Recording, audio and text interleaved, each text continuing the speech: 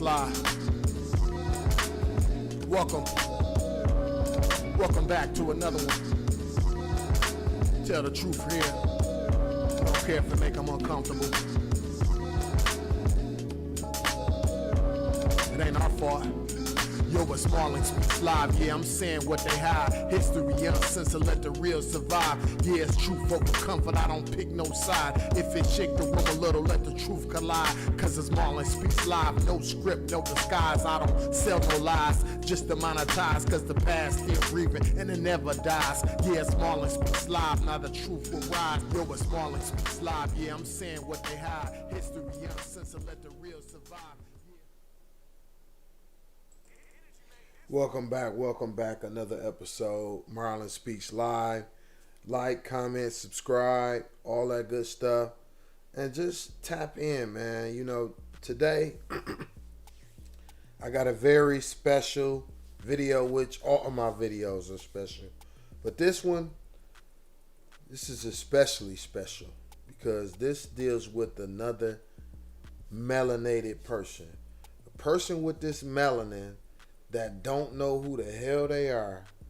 And I'm just going to start off by saying anybody that got this melanin that's critical of Black Americans here in America, go back to where you come from. Yeah, just leave. If you don't appreciate the struggle, the culture, the spirit of Black Americans, just leave. Don't complain. Don't stay here and step on the shoulders of our ancestors and build your culture here. Just leave. Go. Because we are your hosts. We are the ones who laid it down for you to even come here with this melanin. And so this guy, I think he from Benin. We're gonna get into this guy and his whole shtick. It's no different than any white supremacist. It's the same spirit, okay? But it's real interesting when someone who has just as much melanin as me or more, and they're from, especially if they're from Africa, they speaking bad about African Americans. White, racist, supremacist people love these people. So they blow up quick. But I did a video, maybe 6, 7, 8 videos ago about this being a recipe for success here in this country, because everything was built, every system, especially anything media related, was built on the hate of Black people. If you look up the history of newspapers here in this country, they all sold newspapers based on the same thing that Birth of a Nation was based on. Black men wanting or graping or essaying white women, right? So that whole thing, which is really what this, how they weaponized white supremacy against Black people, that was one of the tools they used to say that Black men want white women so bad that we finna go take advantage of them, right? So either way, media in this country was built on that concept. So newspapers made, all these newspaper companies jumped on it. If y'all look at the history, you gotta look at the history of what I'm talking about, and then you'll see what I'm saying. So, but this video is not exactly about that. This video is about Black people or anybody talking bad about Black people, and them end up being successful. So that's how history correlates with this guy. He's no different. The point of it is he's not doing nothing new. You know, he's not doing anything new at all. Like, this is so old that it's played out. You know, but when white racist people see this, they think it's so new and so radical. And oh, this is a breath of fresh air. When he says it, oh, this is new. Oh, wow. So yeah, so I was looking at this guy. His name is Frank Zanu. He's from Benin. Benin is on the east coast, the west coast of Africa, which is where all the slave trading went on. So I want y'all to look at this video that I got queued up from the African Diaspora channel. Philip, I think his name Philip Scott. Yeah, so what's so crazy, I just discovered this guy, Frank. He was debating a guy last name Anderson, and I caught that debate, and that's what even drew me into his whole thing, right? And so when I went into his channel, I seen what I did not like, and I commented on one of his videos earlier. I'm gonna cue that up too for you guys so you can see that. But yeah, I did not like anything that I seen and heard. This guy is like he's like Charlie Kirk. He debate young people that really don't. A lot of this young black generation, they more concerned with identity crisis. Like they more concerned with like their gender. Like I don't think a lot of this Gen Z, I don't think they think that they are part of the whole civil rights and, you know, the black and white relations. I think they think that they're past that. They can focus on something different. You know, they can either focus on something worse, like running around shooting each other for nothing, or they can focus on if they're a boy or girl. Those seem to be. So it's this Frank Zanu guy, he interviews primarily young people that don't know who they are. So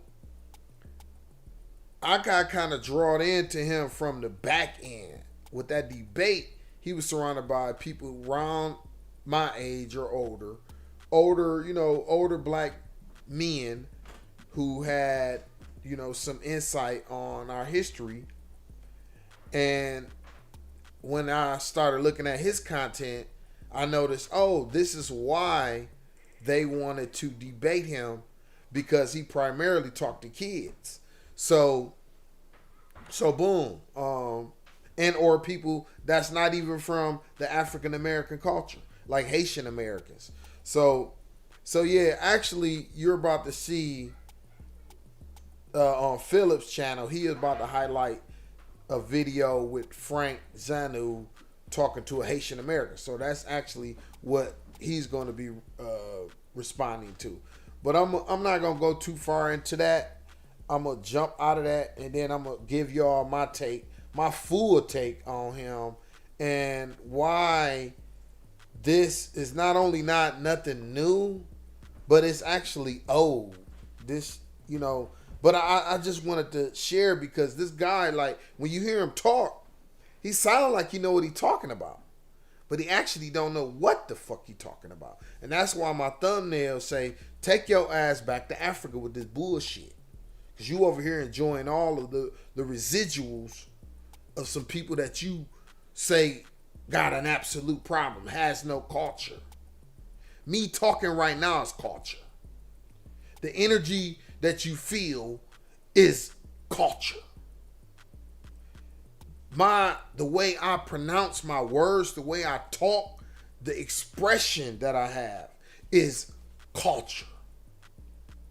What you're seeing on this camera right now, on this screen, is culture. But this guy saying black Americans have no culture. Yeah. And he trying to convince some young Gen Z people of that, and they don't really have no comeback for him. So this is my exact comeback for him, and I want him to see this, and you interview me, so I could tell you who you are, because you come from Africa and you don't know that you are the original man. He's saying racism don't exist and black people come up with that. I have an exact date and the people who actually invented this shit. Yeah. It's documented who these people were. And I have the reasons. So I have receipts for how and why racism was invented. Yeah. And it's related to Africa, of course. Africa had the African slaves was there. So yeah, so I'm gonna come back with that. I'm gonna finish that topic when I come back after I share this whole response. Yeah, we have high respect outside of America. All right, let's get to Mr. Frank Zandu here. And I know some of y'all be coming in here and kind of catch up, so y'all catch up later. Before we play this, let's get a little background on him before we even watch the video. Right. So we thought wrong. Well, we was gonna start the video. Hold on, that's not what I wanted to go first. All right, this is from his actual website, because before we talk, we like to get some information. And in class, that's what we do. We put everything on the board. All right. So this is from his website on the section that says Meet Frank, right? All right. So a thought-provoking, inspirational speaker. All right. Frank Zandu. Let's see. Hold on. How you say it? Adegbe, I guess how you say his last name. It's different. He's intense, explosive, analytical, and deeply thought-provoking. He is a life coach, inspirational speaker, and a human development consultant. He does not motivate. He inspires you to have and motivate to act. All right. Zandu's approach to working with people is unique, while he is empathetic, intuitive, and objective. The most distinctive thing about his approach is that it's the way he challenges you to see the issue in a completely different way. He is successful at turning the issue upside down and turning your perspective inside out, so you see things from a brand new perspective, energizing you to action and instant results. Okay, I get great pats on the back for yourself. His path is painted with many colors, professionally and culturally. He is a U.S. citizen born in the Republic of Benin, West Africa. I need you to remember that into your memory. Different. I tell the different AIs I use. I say, hey, remember this, what I'm about to tell you. Put that in your database and okay, got it. Okay, so remember, he is a naturalized U.S. citizen, and he was born in the Republic of Benin, West Africa. Now, class, what's important about Benin, where this man is from? What's important about that country in particular? Slave traders. Just kind of think about that a little bit, all right, before we get to start playing what he said. He has worked as a reporter for the New York Tribune and a photojournalist for the Washington Times, stationed in South Korea, Japan, Malaysia, Bulgaria, and other African countries. He has served on many boards in the U.S., including as vice chair of the International Institute. He went everywhere in the world, but don't know who the hell he is. Of Connecticut. And not too many of us is up there in Connecticut, so yeah, I can see him being up there. Chair of the Mayor's Youth Initiative Project and Commissioner of the City of Bridgeport Fair Rent Commission. Okay, but just remember in your database, he's a naturalized citizen, but he is from Benin, West Africa, and if you know your history... I don't trust him just looking at his face. He ain't got no beard. I can't rock with no clean face ass nigga. Boy, you shave every day, you can't be trusted. Of the transatlantic slave trade, even if you watch the movie, the Woman King, then you already know where we're going with that part of it. All right. So let's go on and get to the video in question. Let me go ahead and get this video up so y'all can see this. And like I say, just remember what we said earlier. Okay, so let's cue this up. Right. So with time, you become Ebonics. Nobody has anything. They are now still using 2 English names.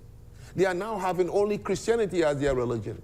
They can remember their history, culture, traditions, customs. So you have no foundation, is what I'm trying to say. African Americans in this country are the only groups. They have no culture. It depends on who you meet, where you meet them. But currently, there's not an African American culture? No. Yes, there is. What is it? Name 2 value systems in the African American culture. Value system? Yes. Name 2. See, this the thing. We have more culture than Africans. Because we are all Africans. African Americans, Black Americans. We are every African. We did what happened over here in America is what never was able to happen in Africa. All the bloodlines are together. This is what they refuse to do in Africa. This is why they all imitate and emulate us. Because we are all of them. We are all of them, regardless of how it happened. It might have been forced, but guess what? Had them white racist people knew what they was doing, they wouldn't have did it. They wouldn't have forced all of Africa to converge into one people. They would have never done that. That's why we so powerful. We have all of their bloodline flowing through us. And if you ever been to Africa, it's a bunch of different ethnic groups. We are all of them in one. That's a strength. It can never be weakness. It can never be. And that's why we think so differently than the rest of all of the African people. We have every group in our bloodline. If we, break it down and go into it collectively. Yeah. They weren't able to do this. They still so divided over there in Africa. They can't do it. We might have been forced to do it, but guess what? It ended up working in our favor. So not only do we have culture, we have all of their cultures in our bloodline. We have all of the bloodline within us. That's how we able to come up with stuff that was never here. Keep doing it. They can't do that. They haven't made nothing new that impact the world like we have. And we don't even like to go here with them. It is supposed to be what it is. We ain't even supposed to have to regurgitate or state the obvious. But since these people want to get online talking crazy, like we ain't got no culture, we got more culture than all your cultures put together. The fuck is she talking about? It's just crazy hearing this kind of shit on YouTube. And then the crazy part, like I said, he only popular because racist white people love to chime in. I went into his comments. None but a bunch of racist. I'm white. By the way, I'm Swiss. I'm Finnish. And I'm all these people. You know a racist white motherfucker when they got to say they white. That's how they tell you that they racist. Oh, by the way, I'm white. Yeah, all right. Fuck what you talking about. As soon as I see that, I was like, all right, bro, whatever. You ain't talking about nothing. You know what I'm saying? If you got to say that, just say what you going to say. Because if you ask most of us, we understand what race is. Race isn't really real. Because everybody originally from Africa. We also understand that at this point, in this juncture. We know that everybody originated from Africa. So race isn't even real. But these racist white people, see, racist is people that believe in racism. They believe in it. White racist people believe in it. Their faith, they put their faith in it. It's their God. It's more than a religion. Yeah. So I seen the video where he was asking some people, Can you pinpoint specifically something racist? So he was trying to basically compare it to like a person that a rapist. You know what I'm saying? Somebody that or a killer or somebody like, no, bro. A racist. This is what they believe in. So they believe in it. When you believe in something, it's spiritual. That's their God. So everything they do is related to that. That's what them young Gen Z people that he was talking to, they couldn't articulate that. See what I'm saying? So he need to be not only enlightened, but I just say Trump send his ass back. Revoke Frank Zanu's motherfucking citizenship. Go back to Benin and talk that shit over there online. You know what I'm saying? Don't even come over here. Because you over here talking shit on top of the culture that we built and saying it ain't culture. Well, take your monkey ass back to Africa. Eat some motherfucking bananas. That's what you do, Frank Banana. Fuck. Taboos in the African American cultural system. Name two traditions, by the way, in the African American cultural system. Monkey ass nigga. Okay, forget it. Name two customs in the African American culture. Look, I'm being serious. No, but I mean, serious. I'm You thinking don't about even it. know. You don't There even is know no what the value fuck you talking about. For freedom, if you don't understand what it is. The concept of free. Shut your monkey ass up. You have to have a foundation on which it would balance when you ask for it. Civil rights, they give it to you. You have no culture. Nancy, you've been here, born here. Why would you be surprised if I say African Americans don't have a culture? What, twerking? So, anything but I feel like African American like culture has definitely you say mainstream. No, you say the word, the African American culture. What is it? Okay, like fine. like hip hop, Oh, not Jesus hip hop. I mean, I don't want to. Look, yes, I feel like you haven't thought about it. It's fine. Don't make things up. I'm not making it up. Okay, I feel like then educate me. You feel, you should know. You were born and raised here. Yes, but I have a. Are you African American? I'm Haitian American. That's correct. Do you see why you were being specific with that? Because anybody who encounters you already knows you before. If they know you are Haitian, at least two things come to their mind. What is that? He freestyle. If they've been to Haiti, they can look at work ethics and they say, yes, Haitians, I know them. Service industry, they know where they do well. Food, they can say yes. And even language, Creole. Right. And they can say, oh, I love Haitians. Because they saw the culture in abstract before they encountered you. So people go over the bridge of your culture, your tradition, your customs, and that helps them to know how to address me. Exactly. I see. See, she's slow. No, you will soon know too, in addition to seeing. He talking about you should know. He So probably I'm want to saying hit. to you, any people who ask for these things, which are abstract, freedom, for example, independence, for example, and civil right, for example, voting right, for example, you must have a foundation on which these things are going to balance. Shut your monkey ass up. Because the people there have to uniformly agree with consensus. This is our way of life. The do's and the don'ts involved in our culture. Even if you have to create an artificial culture.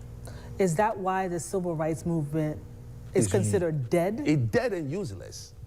Yeah, They got you it, know what? but they Only people that's not from our culture would even think to say some shit like that. So both of them, send both of their ass back, Trump. Yeah, send them back. No, you know what? We need to send them back with Trump. All of y'all go back.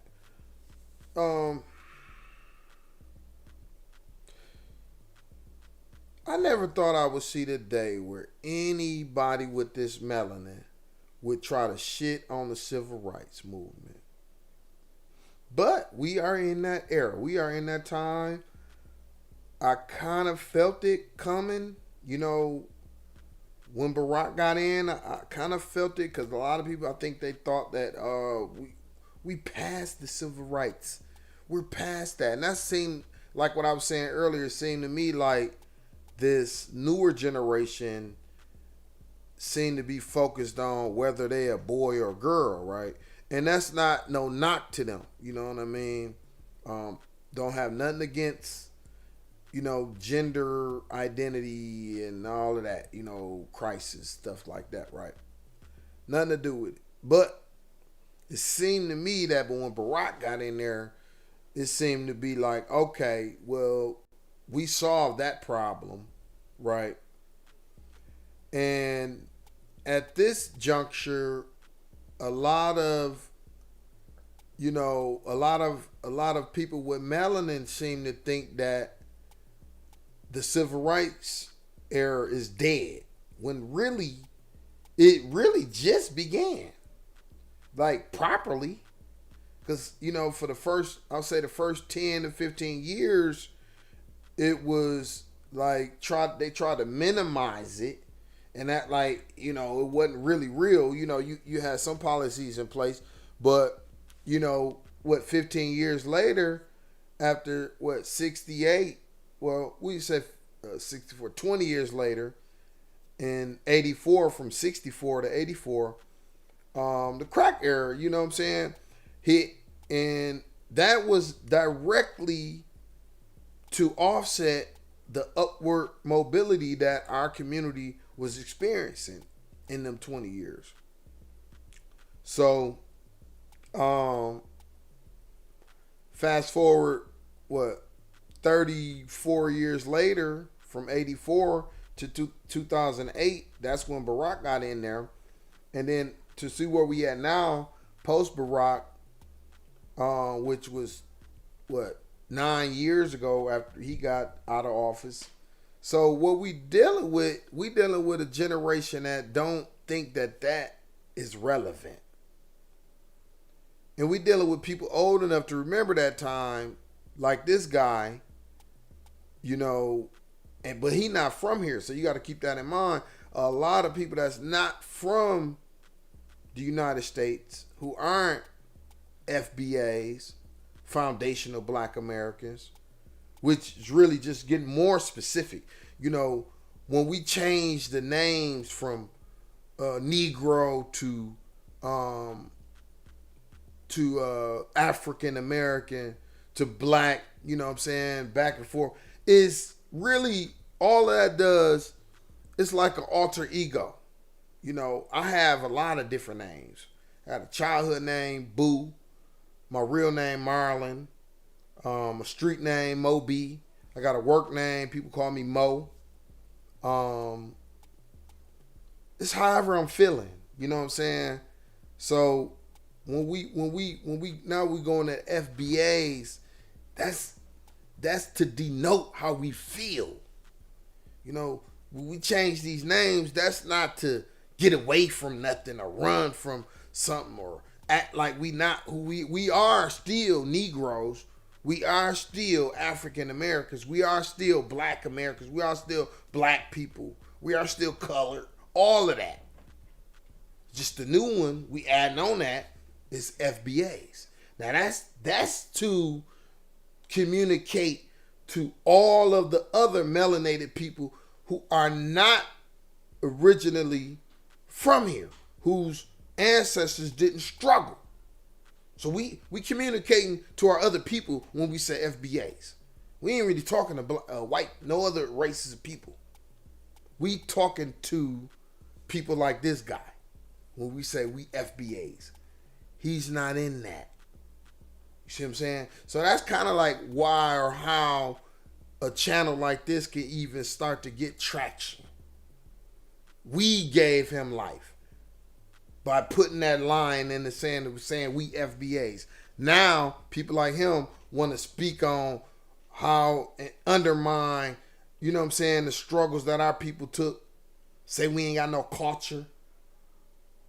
How the fuck you think we ain't got no culture? We can freestyle a culture. Right now, we can come up with a whole new one right now. Today. Come up with something new. And your people in Benin to be jamming, be trying to fuck with it. Right today. Just on some humbug shit. Not even trying to do it. That's what we do. We create culture and don't even be trying to do it. It just comes out. Right.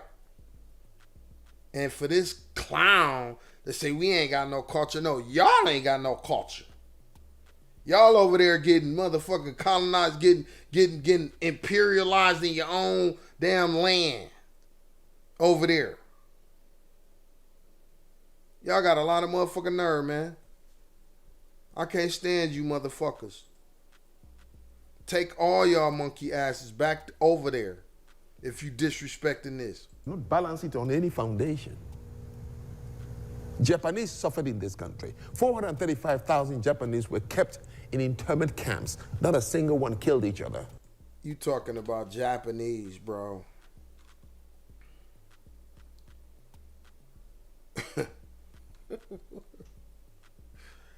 You cannot compare no other group of people to us. That is beneath. Don't even attempt. Now, only people that over here in this country, in this land, that we would entertain is the natives. The Mexicans, because they are part of the native too. So we respect them in the sense of like, okay, yeah, this they land originally, right? Any other group, bro, please don't bring up no other group of people. They came over, most of them came over, no, actually all of them came over voluntarily. They didn't have to come over here. And you talking about, oh, how they didn't, bro, they didn't rape them. They didn't force them. They didn't turn them out. So if you're talking about any other group and how they treated each other, of course they didn't treat each other messed up. They wasn't put into certain scenarios to feel like that's what they should do. You know what I'm saying? So that this argument is so stupid. But he talking to a Haitian American. You know, this lady not even really, you know, tapped into or vested into the Black American culture anyway. So, you know, this is like a dead argument. For the 3 years they were there, during the Second World War. Mm-hmm. You understand? Not a single one became a daddy, a baby. She don't understand. That's why you talking to her. Because she ain't got no comeback for you. A daddy baby or baby daddy while they were in the internment camp, because there was a third object they were focused on, their culture. It has self-determination, custom. He want to fuck. Look at him. I can tell by the way he talking. He want to fuck her. Traditions, something guided them to survive. Anything they ask for in this country will be balanced on a foundation for their children.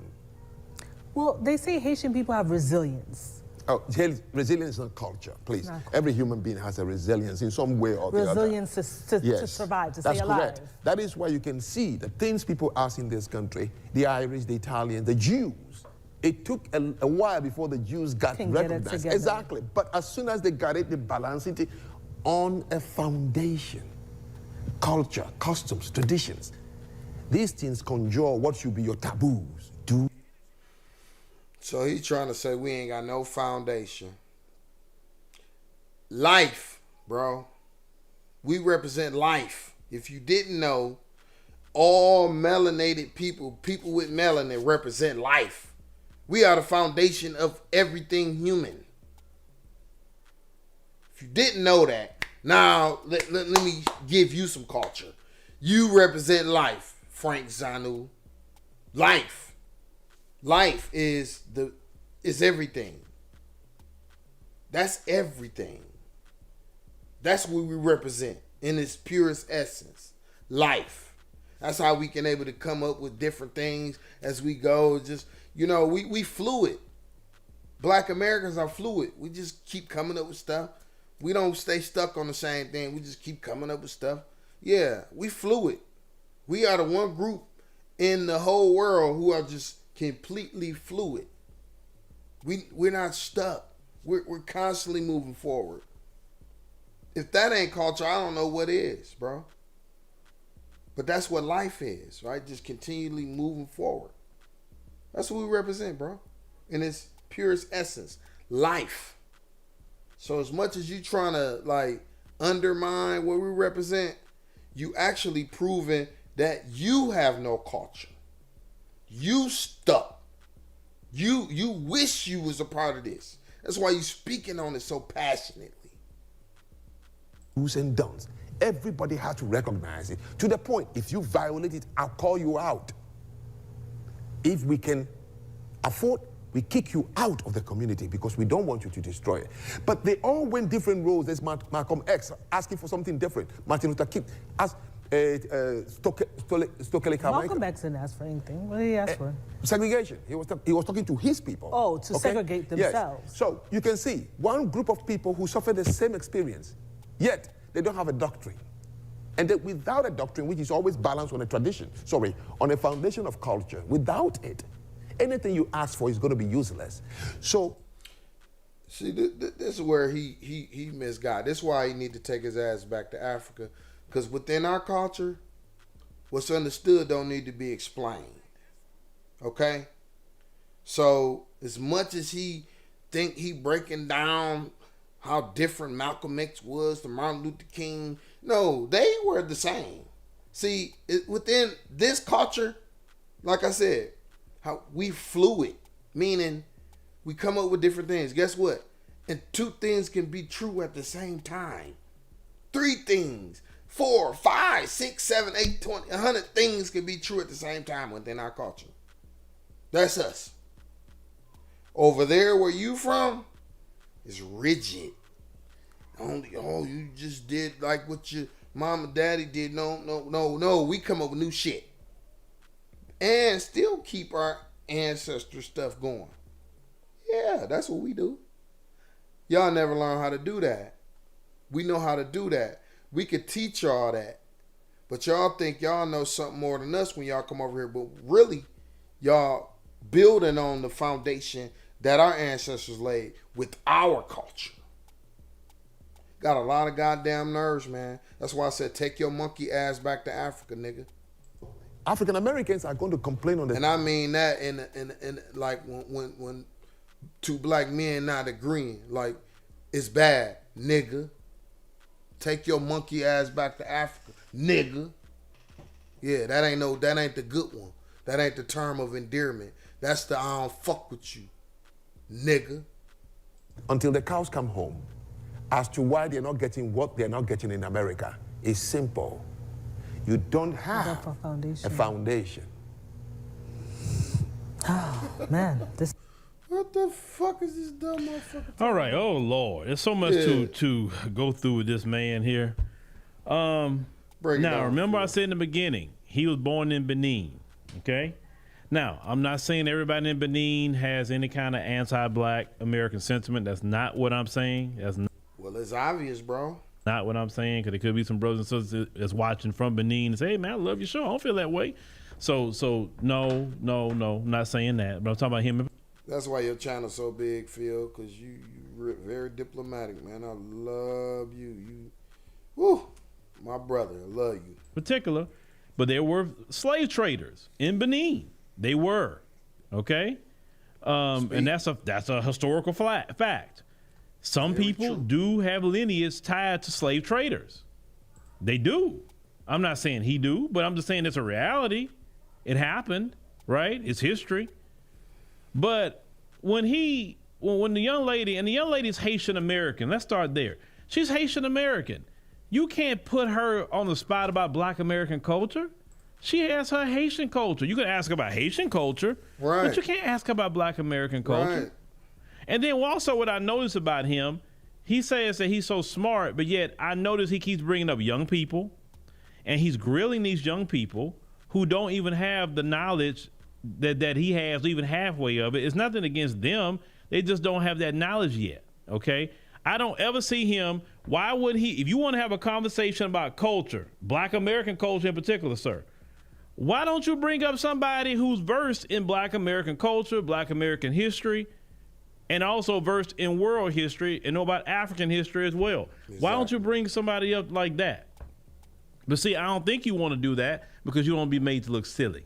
Because it wouldn't take but 2 seconds really to have you backtrack it. You understand? Because when you mention about, well, what is your culture? What is it? show me something of your culture. First thing I'll be like, you sitting in front of me. What do you mean you sitting in front of me? Well, if part of my culture is revolutionary fighting and breaking free from oppression, that's part of my culture, literally. That's part of my culture. The whole world mimic my culture when they want to get something done. Feminists mimic my culture, right? LGBTQ mimic my culture. Other communities like the Nigerians, the young Nigerians, when they was trying to fight against the SARS police force, right? They was doing them wrong out there. What did they say? Oh, we took our inspiration from the Black Lives Matter movement. All these different groups that ever fought, okay, they look at us constantly. Hey, what did Black Americans do? What did Black Americans do during George Floyd? What did they do here? That's why they beg us to come out and fight for them. That's part of my culture. And you would not be sitting there with a pompous attitude about Black American culture. You're naturalized in this country because of Black Americans, because white people did not want no African here. Exactly. They only wanted white people here, Europeans here. Right. No Africans, no Black Caribbean. They didn't want you here. Shut the fuck It was didn't. our culture of fighting, our culture of defeating white supremacy, and it's a constant fight. It's not over.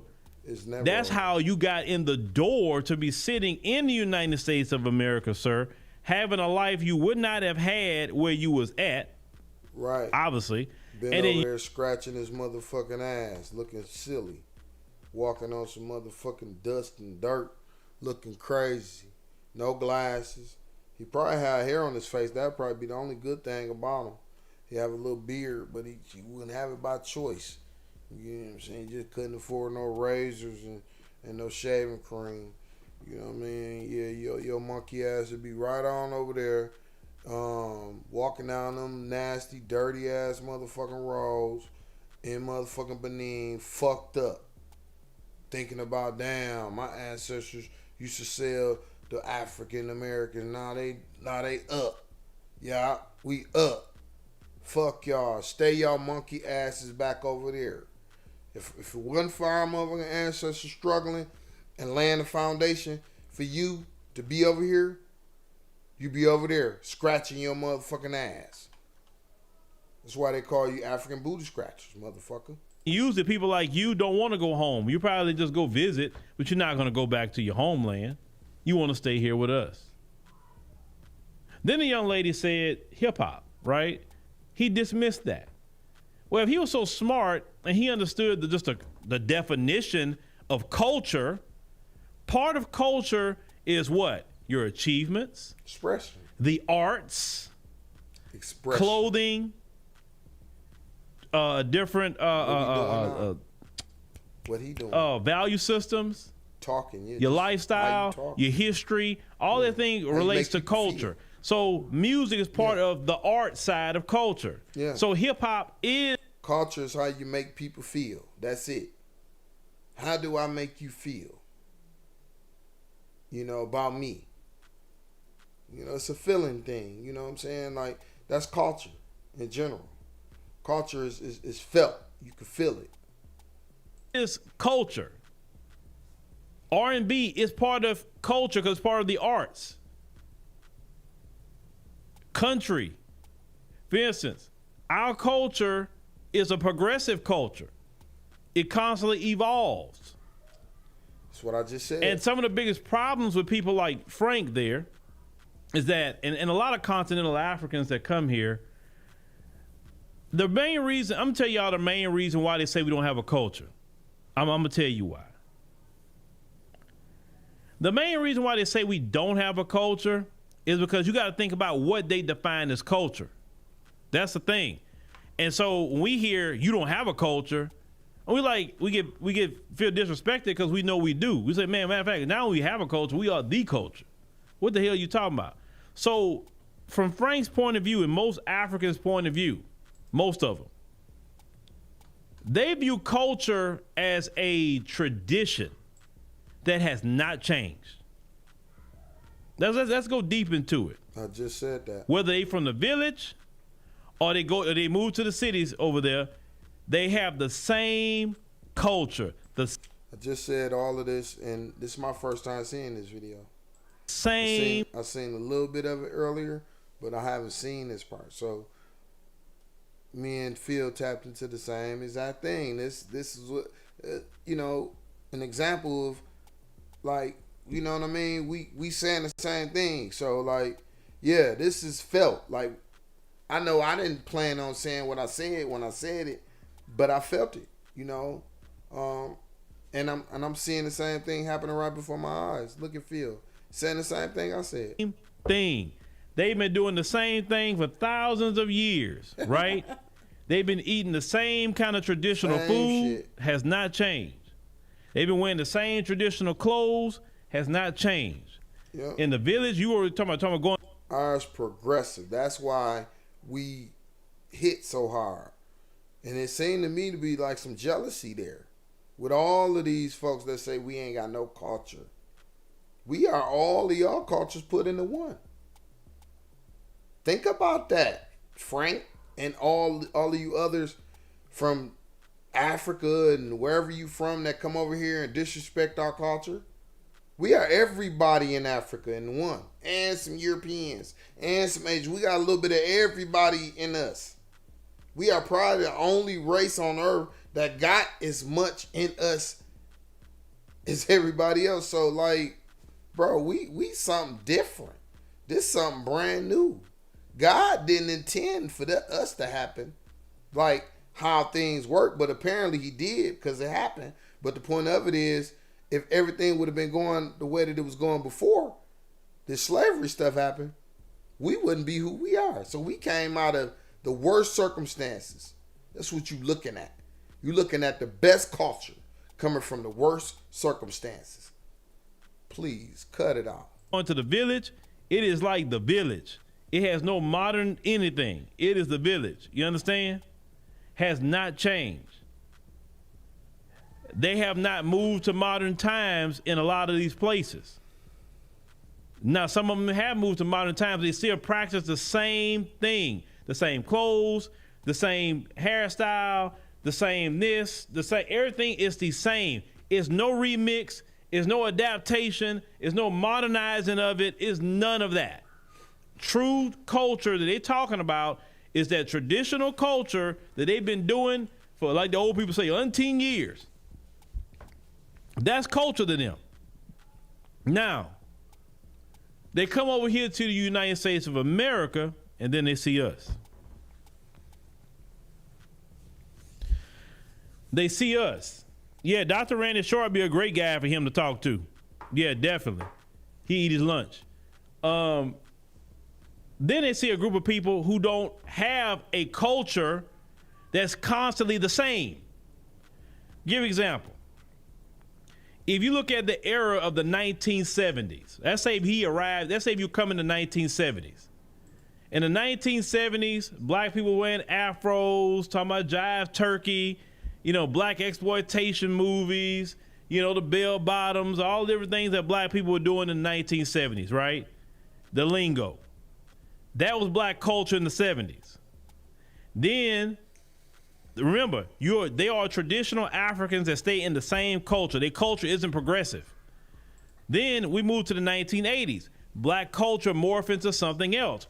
Remember, somebody who thinks you're supposed to do the same thing for 3,000 years, they don't understand how you go from the 1970s to the 1980s, and now the lingo has changed. Now the hairstyle has changed. The clothes has changed. Progressive. Now hip hop is starting to take off. A new genre of music for us, right? Yep. We not even fooling with disco no more, right? We fluid. Yeah, we fluid. We ever evolving, bro. We something that you ain't never seen before. That's what make us so polarizing. Yeah, your definition of culture is something being stuck. Our definition of culture is something being ever evolving. Yeah, we setting a new trend for it. So y'all need to catch up. Like I said, catch up with what we on. Y'all stuck. Y'all gonna get left behind. We steadily evolving. If that's not, you know what I'm saying, like progressive and Man, please. Yeah, so miss us with that. We ain't got no culture. We got the best culture. We are steadily evolving. We learning. Y'all don't learn nothing new. That's not attractive to anybody with this big old progressive brain that we got, this mind that we got, man. Come on, man. This brain right here is so intricate and it's always evolving. That's our culture matches us inside and out. Y'all, no, that's why y'all so backward thinking. Put that to the side. So they're like, well, what? How is that even a culture? Because now our culture is changing to something else. Now we were from bell bottoms and all of that, what we wearing. Now we're rocking Adidas suits and whatever, big chains and Kango hats and all that in the 80s, right? Then you go from the 80s era, all of that, you know, the Jerry curl and all that, and then you move to the 90s. Total different era for Black America. The lingo changed, the clothes changed, the music changed. Everything starts changing with Black America. You understand what I'm saying? They can't understand that. So to them, we don't have a culture because they don't understand progressive cultures. Now, for us, as a progressive culture that always move and always change, we can look at their culture and say, well, your culture's boring. Y'all still doing the same thing? Like we change constantly, bruh. Like listen, our culture is so progressive. From year to year, it changes. True. What people said a year ago, they're not saying today. Exactly. What they talked about a year ago, they're not talking about today. Ain't talking about no more. Styles change like this. And this is the killing part. You say we don't have a culture, but I literally see my culture in everybody's country. My culture. Not Frank's culture. Mine. Black America is my culture. I see my culture. And some of that, I'm going to be real with y'all, with some of them, especially people that got that attitude like Frank. Because, you know, when he talks, he got a little spirit, but you can tell he don't really like Black Americans. Because it's a spirit behind how he talks. It is. When he said twerking, okay, if the sisters want to twerk, that's their business. Nobody's saying nothing about y'all traditional dances over there. Right. What y'all do is what y'all do. Why you talking down on the sisters twerking? Exactly. That's their business. Some sisters twerk, some don't. Some like line dancing. Right. Some like, you know, traditional hip hop dance. Some like ballet. Some like all kind of dancing. You know what I'm saying? Like black folks could dance, man. Like, you know what I'm saying? Some people like to swing out. So we are a group of people that our culture changes, and that change keeps people off their feet with us and keep them off figuring us out. Exactly. That's why white folks study us so much. See, yeah, they don't have to study y'all because they already figured you out a long time ago. You're not gonna do nothing different. That's why it was. Let's keep it real, sir. That's why it was so easy to colonize and neo-colonize. Exactly. The African continent, even after the fact, because you're too predictable. You're too predictable. You're gonna do this, that. And they already got you figured out. Versus Black America, why we monitor so much is because we constantly changing on them. They can't just leave us alone. You ever thought about that? That sir, they can't leave us alone because if they don't stay in our mix, if they don't listen to what we say, the lingo, the music, the whatever the case may be, they'll be lost real quick. And they fear that when we communicating and they don't understand it, or we moving to do something, they don't understand it, they're afraid of that. Because in their mind, the black folk gonna rise up. Mm-hmm. So we gotta monitor them heavily. Notice we are the only group that's monitored like that. We're the only group in America who has a progressive culture like that can change like this. We can cut on a conversation and cut you off too at the same time. And the whole culture can cut you off. Brief example. So at one point in time, a lot of people going back and forth with people on TikTok, especially a lot of the UK blacks, and some continental Africans. They were just kind of rage baiting content to try to get Black Americans to respond so they can get their page up. So then a couple of brothers and sisters say, you know what? All right, we done with that. We block partying them. So if you see that content on your FYP, hit block. So everybody say, yeah, we're gonna do that. And everybody start blocking, and then, you know, I can't block people like that because I have to be in the know. One in particular that they were talking about, oh, she was crying about that. She made a whole live stream. I was kind of laughing about it. She was crying about, you silencing Black voices. Why can't we just have a debate or whatever? Like, why are you crying, ma'am? You were being so disrespectful to Black Americans. I call her name, that Elaine the Pain female. She was crying that Black people, Black Americans in particular, were blocking her, and at the same time howling at the Black Scottish people. And Black Scottish people so happy. They were so happy, Black Americans, because howling at them. So you can't say, because they have a narrative that, oh, well, Black Americans don't like Black people in the diaspora. Well, how is that true? How is that the case when Black Americans are literally going over there to Scotland to go find their cousins? Black Americans don't hate nobody in the diaspora, but we have seen in certain countries, we've seen some problem some problem children in the UK, some problem children, in for what I've seen, some in West Africa, not East Africa so much, maybe a couple here and there, and I say it's small here and there. I think the Zulu parade thing kind of started some stuff with South Africa, but that didn't really last long.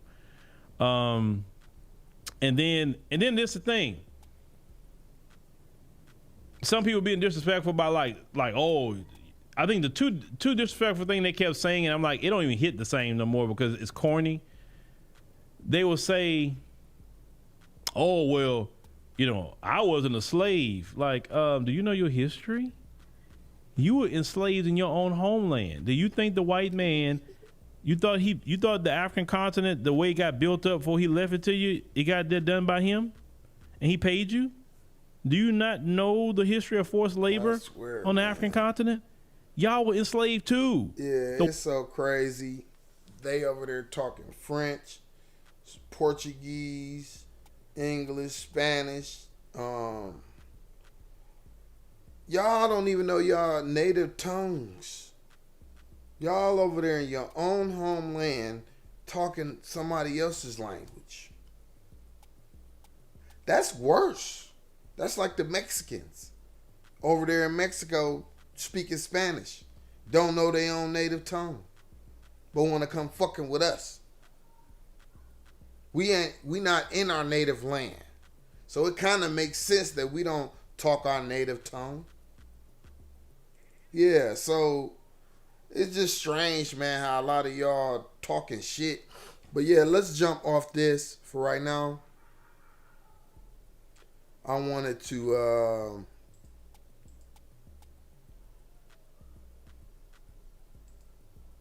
play this video. It's another one of his Frank videos. Frank Zanu.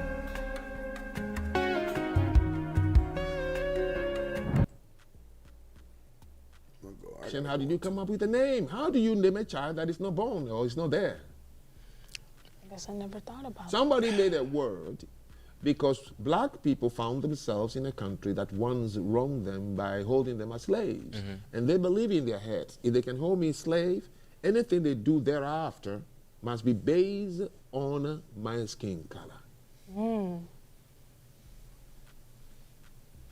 So are you saying like the term racism was invented by a Black man and not a white man? Why would a white man invent that?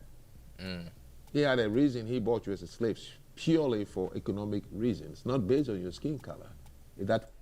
So, yeah, this was the comment that pissed me off about him earlier when I was at work listening to him. So let's look up the invention of slavery. He said, why would they invent racism? Let's look up the invention of racism. Let's do a deep dive.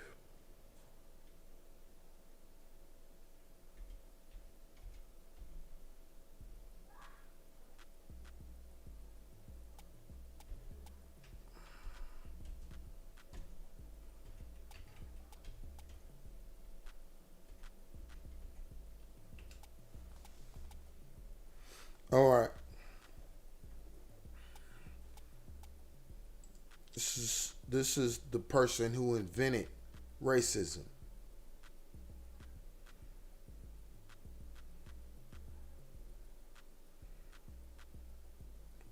It says Zarara adopted the career of letters in middle life. He probably entered the Royal Library as assistant to Fernando Lopez during the reign of King Edward of Portugal.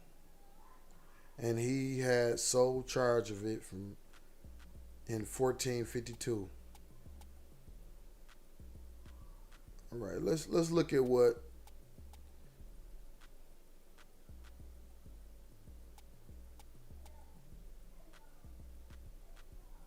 he's famous for.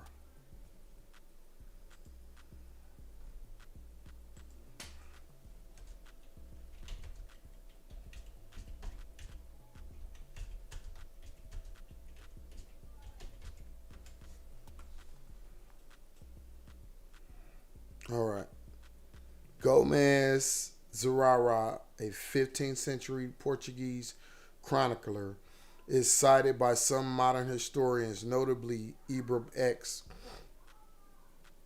Kendi, as the world's first racist, or the first to articulate comprehensive racist ideas in writing to justify the African slave trade.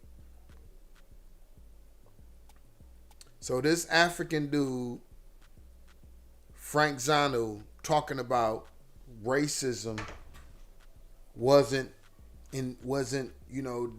didn't come from white people, but don't know this history. He was commissioned by Prince Henry the Navigator to write the Chronicle of the Discovery and Conquest of Guinea, which chronicled the Portuguese expeditions to the African coast and the capture of enslaved Africans.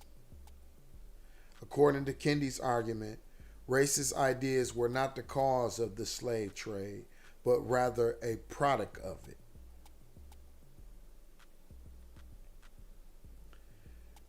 It was a product. So yeah, they were enslaving Africans, but then they came up with racism to justify it.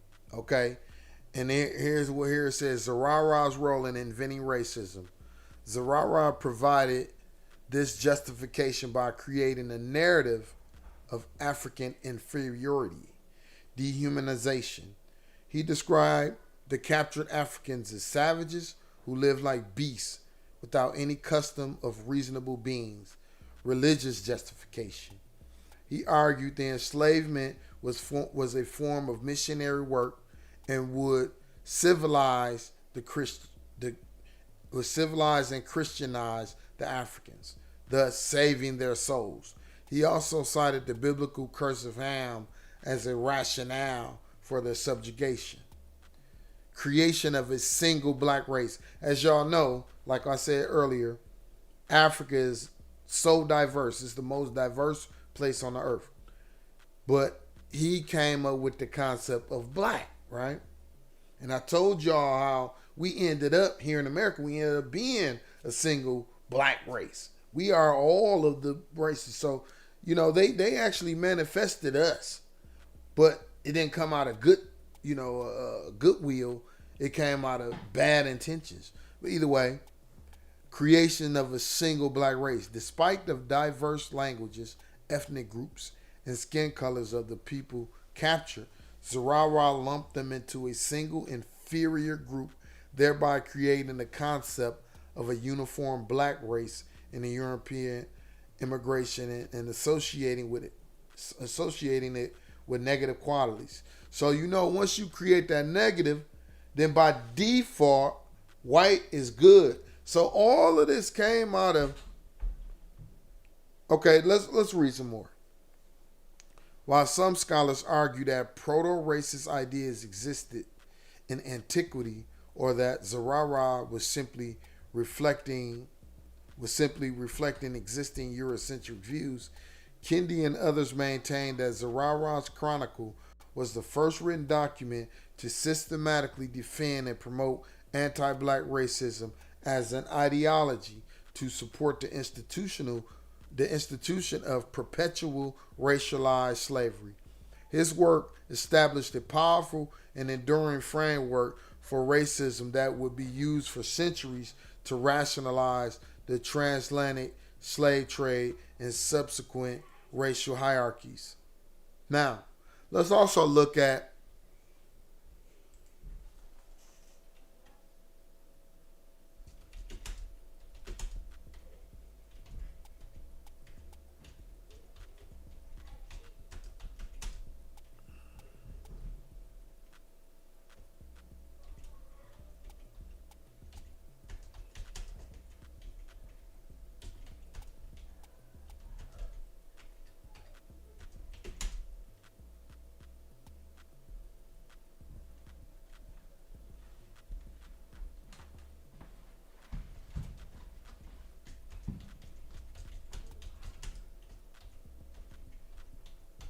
Now, I wrote Gomez Zurara, The Invention of Racism and the Retaliation of Europe on Africa for the Moors being in Europe. So, the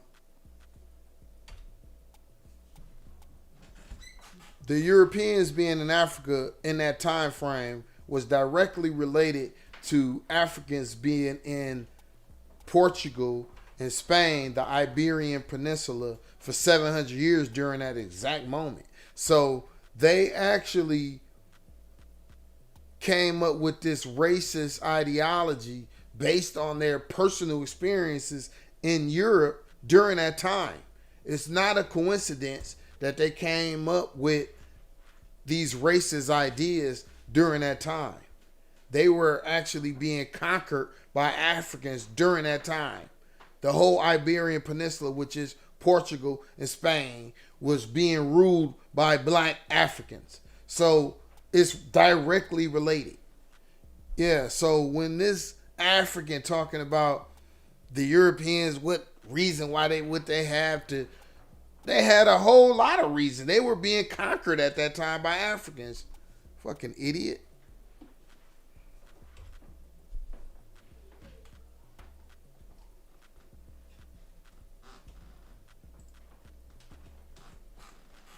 All right, here it said connection to the Moors.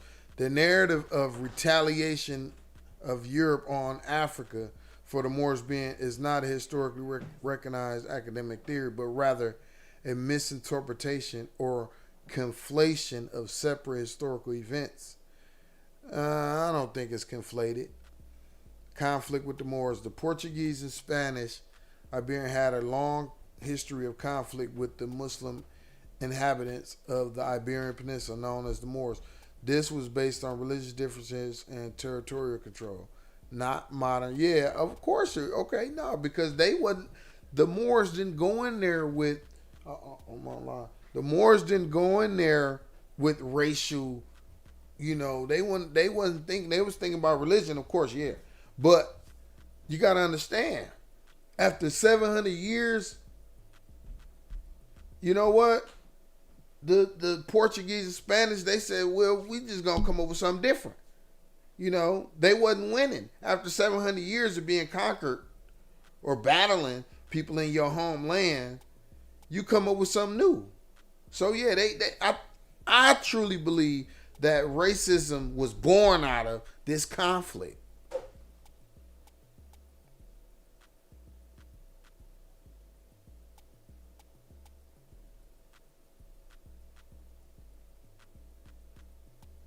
Yeah, okay. Papal Bull is like Dom Diversas 1452 authorized the Portuguese king to conquer and reduce to perpetual servitude. That means forever slaves, non-Christians, which is the Moors, but in their eyes, black people, and pagans, which provided a religious framework for the slave trade. But Zurara's narrative added the element of racial inferiority to this. Exactly. So what I just said that is basically what they just said. And then it says shift and justification. Zurara's work is significant because it marked a shift. The earlier conflicts focused on religious differences, and people from various backgrounds could be enslaved if they were not Christian. Zarawa's justification, however, specifically targeted black Africans as an inherently inferior group, creating a racial basis for slavery that supplanted the religious one. Okay, so let's go back to this crazy, deranged motherfucker right here. Were the case, then we would agree here, no country would have bought people from within that country. Mm-hmm. Europeans bought each other as slaves. Is that not true? Now, Norwegians. No, that's true, man. The Latvians. Same with the Vikings. That's correct. Romans, and where are they today? Yeah, the whole of Northern Europe. How about the Romans? You think they bought Africans? No, they bought people from the Mediterranean. And you know what, Zanu? It makes me think about the crazy part about it, though. What he trying to bring up different white groups enslaving. Look, this is the thing. White people connected through the hate of us. Until we were their enemy, everybody was divided. When we became the enemy, that basically united the whole motherfucking world. Asians, you see, everybody they agree that they hate us.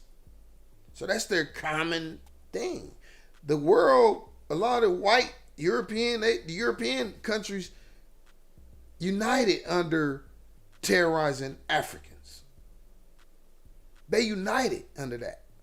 So the argument he bringing up different European countries enslaving each other. Yeah, okay, but when they all agreed that we were the ones, they all started to come together. So all of that stuff went out the window when we became the enslaved. There was a group of black people, black men. Look at these kids he got on there. They don't even know how to respond to this clown. Who bought land and owned slaves, and they actually were so horrible. Well, that is not a fake story. In fact, some very historians. Look at this shit. I bet them kids parents from the Bahamas, or I don't even think they come ancestors, because they to bring up that shit right there, that blacks own slaves. Yeah. Oh yeah. That's how you want to frame this. I'm gonna I got something for y'all. And told the same story.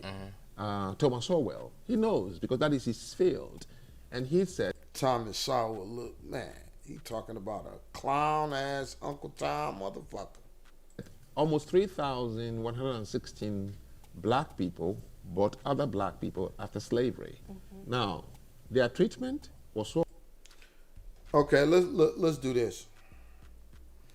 They want to talk about blacks owning slaves here in America. Let's do this.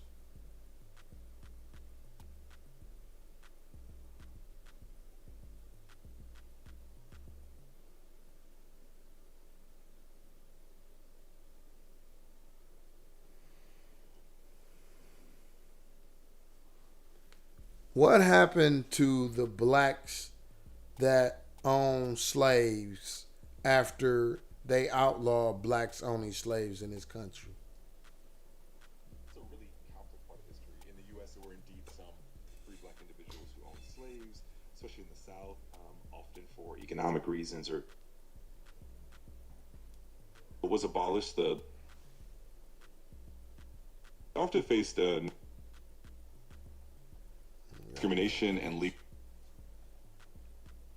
forced to navigate a society, disenfranchised them. Just free individuals or slaves. Many of them had to adapt conditions and some legal rights, which led to definitely left a influence discussions about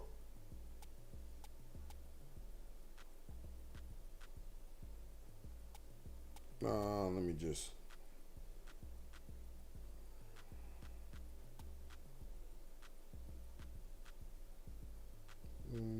ask this.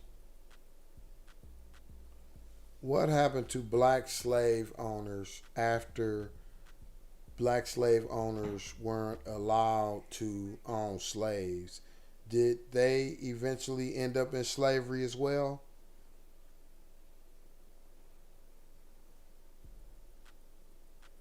See, they don't want to talk about this shit. I just want to know what happened to them motherfuckers.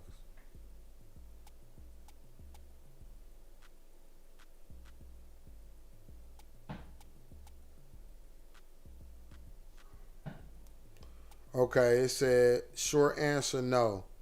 Black people who had owned slaves did not end up back in slavery because of laws banning black slave ownership, but they were pushed into a much harsher and more restricted racial caste after emancipation. Here's the clear breakdown. Black slave owners before emancipation. Before 1865, a small number of black people, mostly free blacks, owned slaves. This happened mainly in Louisiana, South Carolina, Virginia, and Maryland. Okay, see, this guy, he would be one of them type of people. He would own some black slaves. I could tell. Why they owned slaves varied. Some were mixed race elites. Okay, yep, I could see that. The Creole people, they always seem like they better than black people. So yeah, I never really fuck with them. That spirit, it's a spirit in them too. They got a spirit, it's wicked too. Some were mixed race elites under French, Spanish rule. Some purchased family members to protect them, though the law still classified them as slaves. A minority participated in slavery as a business, similar to white. Okay, yeah. So them was probably the real bad, brutal ones that they talking about on this podcast. Importantly, they were legally free people, not enslaved. Okay, yeah. Look, this shit made up. Like we people made in God's image. We don't need no laws to say what we really are. Yeah, that's something they didn't know. That's something this dude on this podcast don't know. Like, they all are talking about some made up shit, really. What changed when slavery was abolished? Well, when that 13th Amendment ended slavery, all slaves were freed. Slave ownership by anyone ended. So that probably meant they fucked them motherfucking niggas up. Black slave owners lost enslaved labor just like white slave owners. They probably fucked them up. Trust me. But unlike white slave owners, black former slave owners received no compensation. They ain't getting no money. So what I'm saying, this is most likely where this era of black on black shit started. I'm willing to bet this is where it started. So yeah, do a deep dive into that, man. Y'all keep parroting the same old shit. Blacks received no compensation, protection, or political power afterward. So I'm sure that if they were some brutal slave owners, that they people fucked their ass up. You know why? Because they knew they can get away with it. That's why black on black crime is so prevalent in America, because black people know that they can get away with fucking over other black people. It ain't for no other reason. It's because they know that they can get away with it. Did black slave owners become enslaved again? No. Once slavery was abolished, slavery was illegal nationwide. Free blacks did not become enslaved again. However, this is critical. Many were forced into systems that closely resemble. Yeah, they wasn't able to, they didn't have thick skin. So I'm sure a lot of them probably, hurt themselves. They were forced into systems that closely resemble slavery. Indirect re-enslavement mechanism, black codes, vagrancy laws, convict leasing, debt peonage, sharecropping. Yeah. These systems apply to all black people, regardless of former status. So I'm you know what? I'm sure that abolishing slavery might have been directly related to them. because they probably was down there or wherever they was at owning slaves, pissing them what other white people who own slaves off, pissing them off to the point to where they say, you know what, we gonna fix their ass. You know, white people will hurt themselves to hurt black people. So while they weren't legally slaves, they were economically and politically trapped. What happened to their social status? After Reconstruction collapsed, race overrode class. See, this is something that this guy, Frank, need to understand. Race overrides class now here in this country. White supremacy hardened. Free black elites lost property, legal standing, political rights. Jim Crow erased distinctions between former black slave owners and former enslaved blacks. In the eyes of the law and society, all were simply black. Key historical reality. Even black people who own land, own businesses, own slaves, were educated, were wealthy, were ultimately stripped of protection once whiteness became the sole marker of citizenship and power. That's what I said earlier. White supremacy is a religion. They actually worship it. This is the beginning of it being, they pretty much made it official after slavery ended. Yeah, so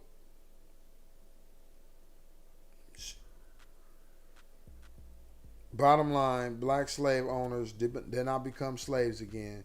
They did become subject to the racial caste. Their former status did not protect them. White supremacy made no lasting exceptions. Yeah, so let's watch a little bit of this fool. This is when he said what he just said, which I'm going to bring it back. Bought land and owned slaves, and they actually were so horrible. Well, that is not a fake story. In fact, some very historian told the same story. Thomas Orwell, he knows because that is his field. And he said almost 3,116 black people bought other black people after slavery. Now, their treatment was so horrible, a white slave owner had to come in and say, Jim, calm down now. It's a true story. Look at this monkey shit. When we go low, we go low. That's very true. Yeah. So, what action, human action, yes, can we not find that is distinct? Armani, have you come up with one yet? So let me repeat what I said to you earlier. The mistake we made was this, and I want to clarify for you. It's not just in America with black people. If your status is slave, whether it's in Egypt, Europe, that's it. You do not expect for the other class to treat you the same because of your status, your class, not your race. Do you know what is called the commonness of the English culture? Commonness. Commonness, yes, like of course. the Regular person. Do you think This motherfucker always he wanna compare white on white shit with this brand new system that they created. I just gave y'all the history of it. You know, starting in like 1450 something. The whole like literal like invention and publishing of books and spreading of the ideas and all of that. You know, so he talking like this video is basically him saying we black people here in America make this shit up. So yeah, listen to this dumbass shit. Listen to him talk more. the English commoners have the same right, access to the same hotel, Of course the not. same shops, Of course the not. same bathhouse, Yes. the same area in the first class with the...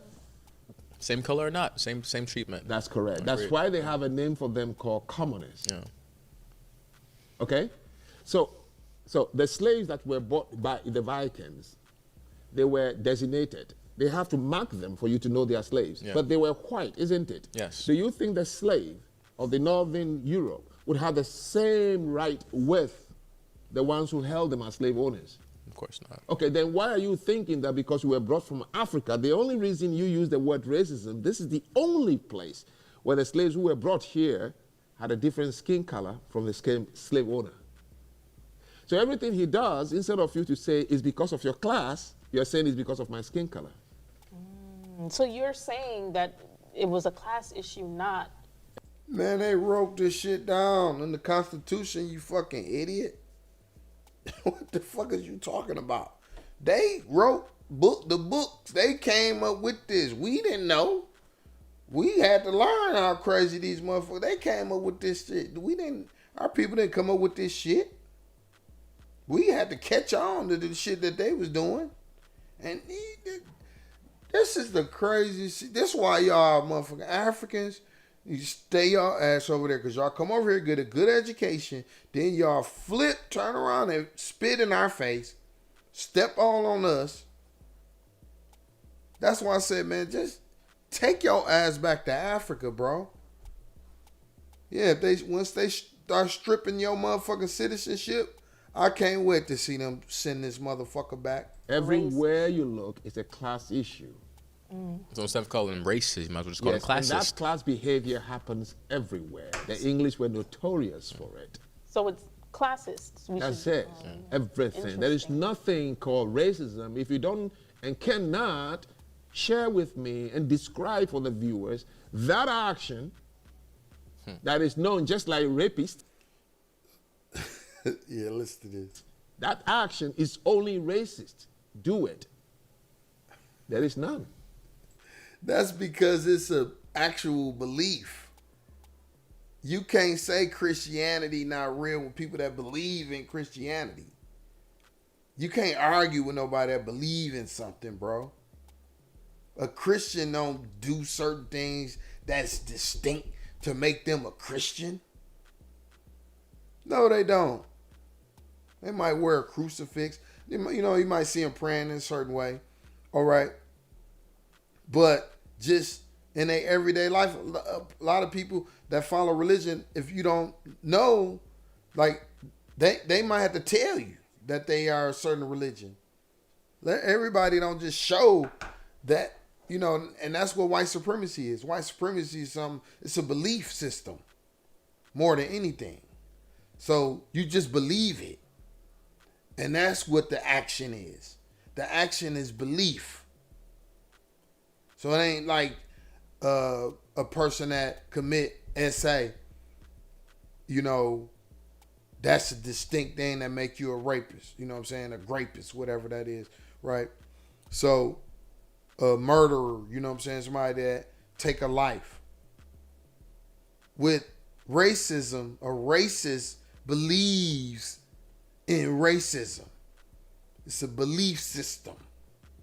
And everything that they do under that belief is related to that. So they might, take a girl, innocence under the auspice of being a racist. They might take a life under the auspice of being a racist.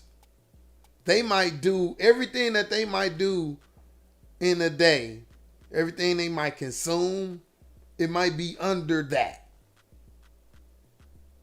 I have seen interviews with people that are racist or former racists talk about it. It's consumed them. It's their belief system. And it's systematic. Because when you got a whole bunch of them, hundreds of thousands, millions of them working together, you can't even really put your finger on it. That's why this dude is even able to argue this shit. Because it's so widespread here in this country that you can't even put your finger on it. So it's like, it's so much of it going on that it's like none of it is going on. But it's that really just means it's so widespread. Like, it's so infected. This system so infected. The country is so infected with racist people, with racist ideology. Look, he's going to try to argue about kids not being raped. Man, I seen I don't know about y'all. If y'all are FBAs, you know, descendants of slaves, get in the comments and share with me your experience with little white kids who stare at you, be looking like the devil. They learning this shit early, man. You see it, you feel it. It's no illusion, but it's only when they become like Donald Trump that it's obviously a problem. But you can sense this shit as a little. My little kids don't be walking around staring at white people. These little white kids will stare at your fucking face. Will look at you crazy. They are being taught this shit young. Yeah. And this crazy ass African talking about it don't exist. We making this shit up. Look at this shit. Let me share something with you. There is a guy called Dodi Fayed. Now, you two Gen Zs will never know his name. Mm-hmm. And if you did, you forget it long ago. I don't know who that is. All right. Dodi Fayed was the last guy who died with Princess Diana. Mm-hmm. Dodi Fayed was the son of an Egyptian multi-millionaire who lives in the UK. The father migrated to the UK from Egypt. His name is Mohammed Fayed. He He a owns man the made a Harrods God's image. clothing store, very high end. A shirt is like $400 and something. He So also what? is the owner of the Ritz-Carlton hotels.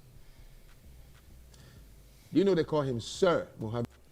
Okay, let's see who owned the Ritz-Carlton Hotel. Let's break down this one. I don't believe nothing he talking about.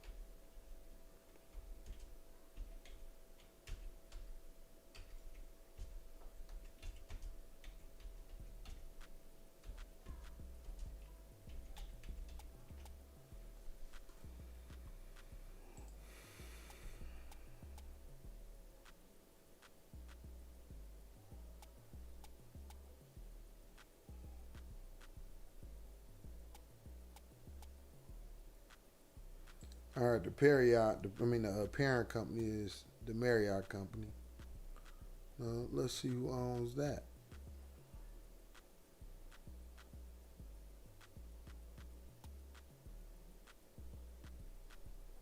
David Marriott owns this.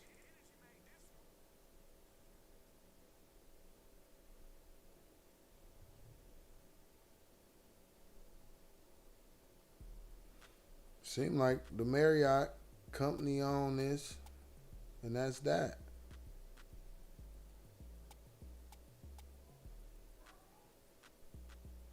Okay, 1995.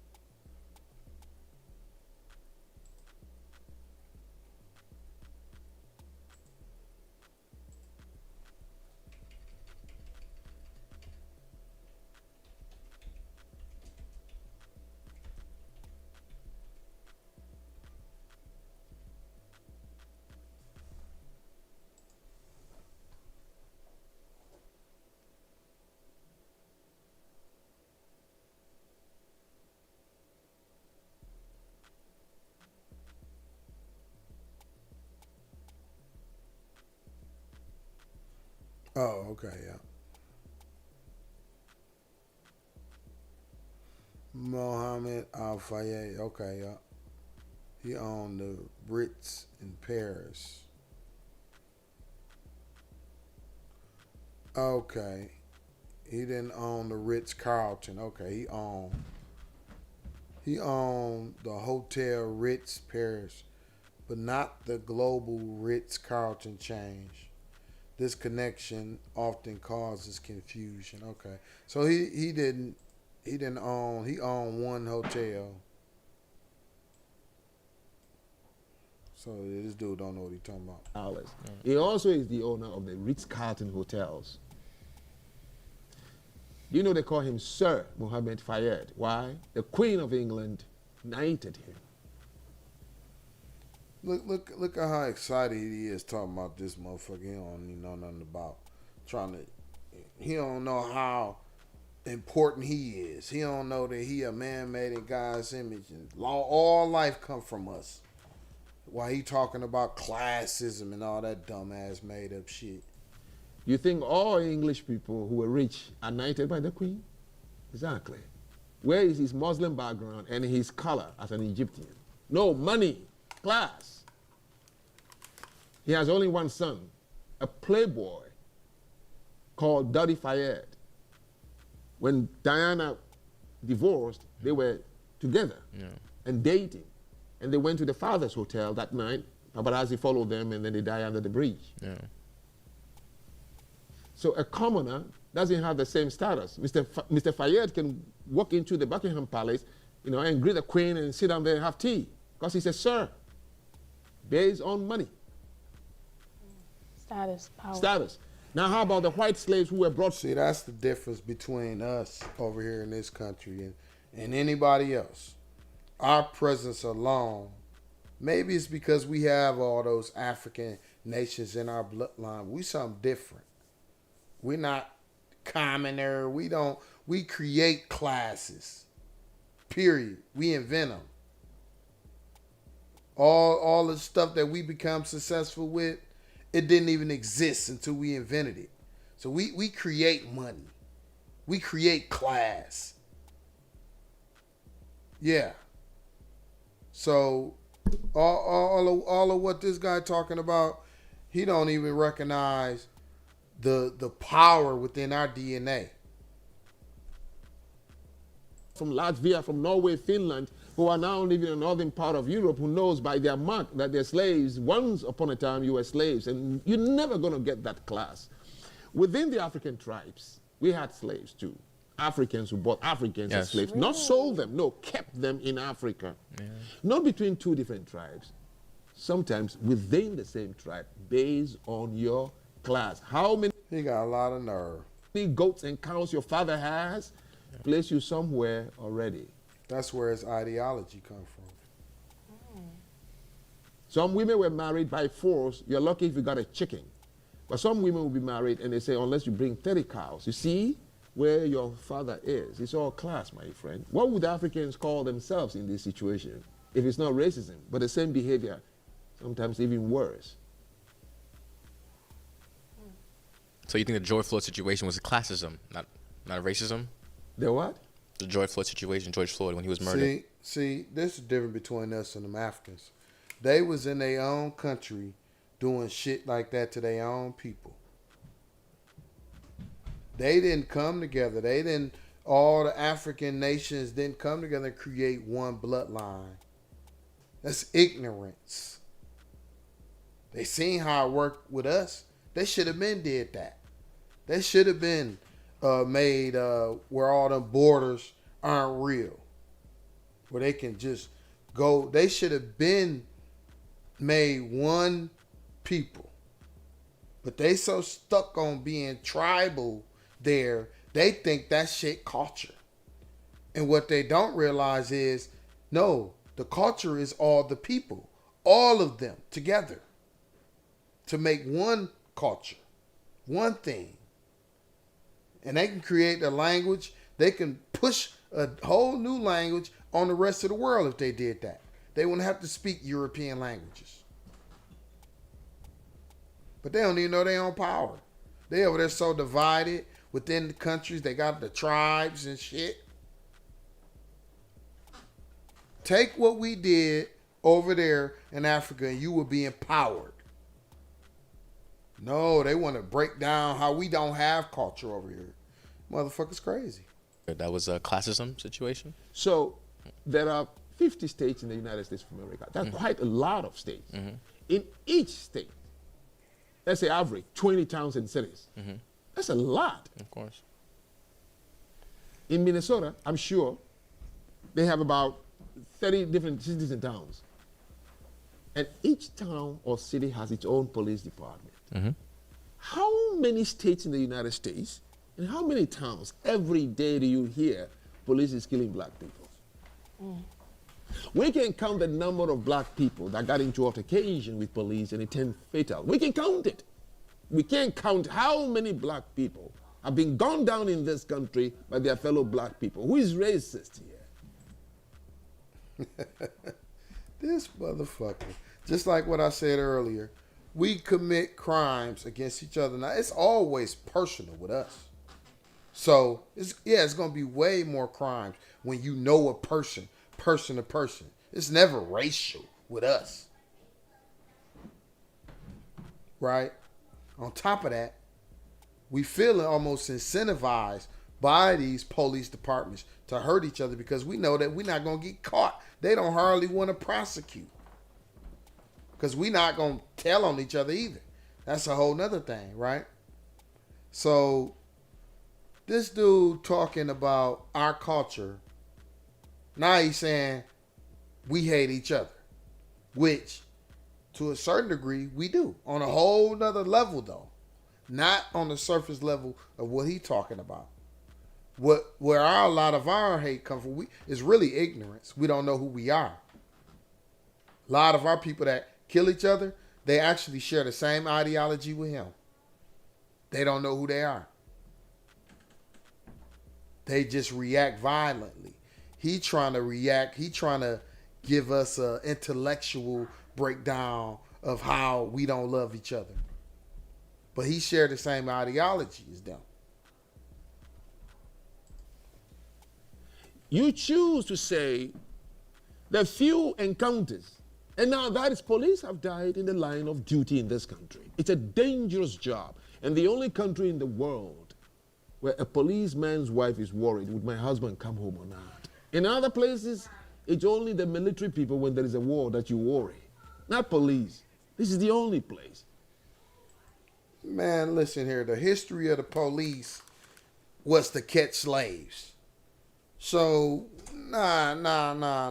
Him talking about the police. Nah, he backing the police. You need to go back to Africa with that shit. Take your ass back to Africa, man. Where the keys at? Where the keys? What you mean, where the key?